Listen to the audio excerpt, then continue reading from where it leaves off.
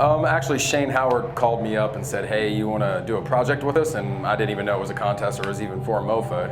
And I just automatically, Shane's a great guy, so I was just automatically all for it. And then the next night when we met at his house, he explained what it was and who was throwing it and what the contest was about. And I thought, oh, okay, cool, yeah, let's do this. It was really to support MOFA. MOFA's a really cool organization in our community. I think they deserve our support. Also, I really like timed contests like this. I love the 48. 72 sounded really cool. Gives us a little bit extra playtime. Found out it was horror. I loved making horror movies. And I just thought it was neat because it was a completely organic thing.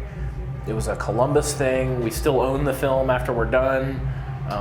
As soon as I heard about it, MOFA had my total buy-in on it. I've always liked horror movies. That's my genre. Anyway, the first film I ever produced, directed, and had written was a horror film, and it's just what I know. It's, and you can make it corny and get away with it, so it's pretty cool. I actually wasn't planning on being involved, but one of my very best friends, Alyssa Crane, was our executive producer and texted me on Thursday night and said, what are you doing this weekend? And I said, nothing.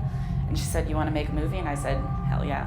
Shane asked me if I was interested in being on 3 Days of Terror, and I didn't have anything else going on this weekend, so I said, sure, man, I'd love to be on your team. So that's how we got there. The shoot, we were delayed both days by either technical problems or we had pieces of equipment that weren't to set yet. We had a 2-day shoot. We were delayed by about an hour and a half each day. So that was a huge opportunity, I think the word is, for us.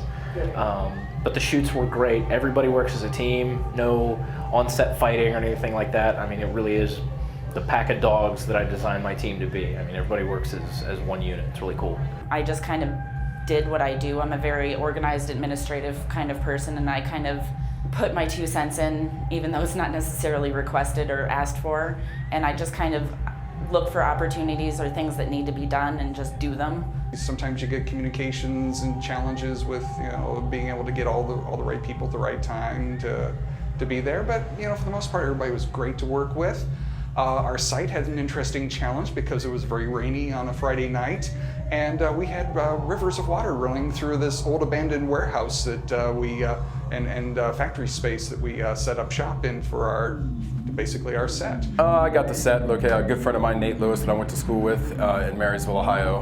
His father owns a zinc die casting factory in Marysville. It's Ray Lewis and Sons zinc die casting factory. It's kind of run down. It's abandoned. The first front part of it's open. I believe they're doing like a mechanic shop in there, but it's like 9 to 12 different rooms, just creepy looking, and it's the prime location. And me and Nate being good friends from high school, it's usually never an issue for me to get that location, so our location was like that. Very strange colored water dripping from the ceiling in this room that we called our green room, which was more kind of like this dingy brown. The shop floor adjoining this space ended up having standing water where there was still electrical equipment plugged in. So yeah, a little nerve-wracking at times. It's like one day people just didn't come to work anymore, and there's still like paperwork on tables and offices and stuff. It's like people just disappeared out of there. So the atmosphere was great for shooting a horror movie. We got found footage.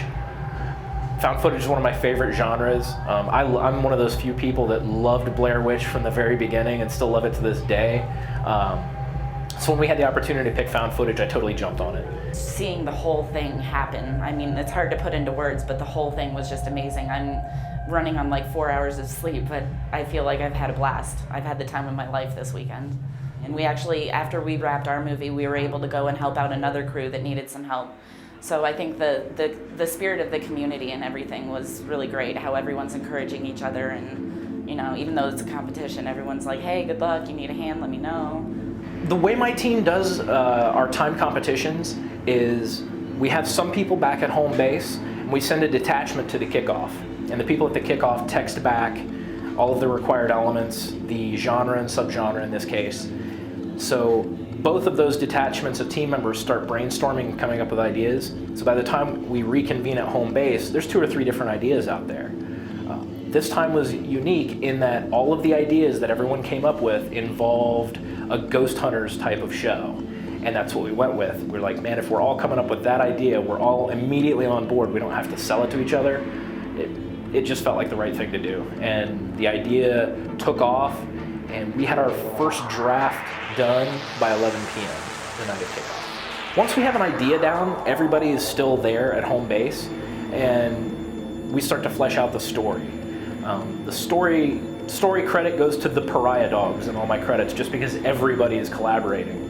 And then everybody kind of leaves, all but maybe 2 or 3 people that sit at a table and write together. As an actor, the script was very tight and very fun to work with. We deliberately left it so we could do a little bit of improvisation. So we would do a take that was very close to what the script called for, and then we'd mix it up a little bit, try to put a little more of a personal spin on it. Well, preparation and organization is really key and huge, but when it comes to these type of contests, you really can't prep because you don't know what the specs are until the night of. Just once you get the specs, you just get right to work. You don't give up. Once the contest starts, that's when you really have to prep for everything and just make sure you have enough people to do each job so it gets done, nice and smooth. And just have fun and just bring your creativity out. Like, I try not to listen to the whole, it's got to be done this way, or it's going to be done the way we want to do it because it's our art. So just have fun and, just enjoy yourself and make a movie. Keep your spirits up. Things get frustrating, especially, trying to do a movie in 72 hours. Even though it's a short film, things get run long. It's 3 days of no sleep, constantly go, go, go. Make sure everybody understands that you're all working as friends. You're not working against each other. You're not necessarily working against other teams. You're working to get your film done in a 72-hour time period.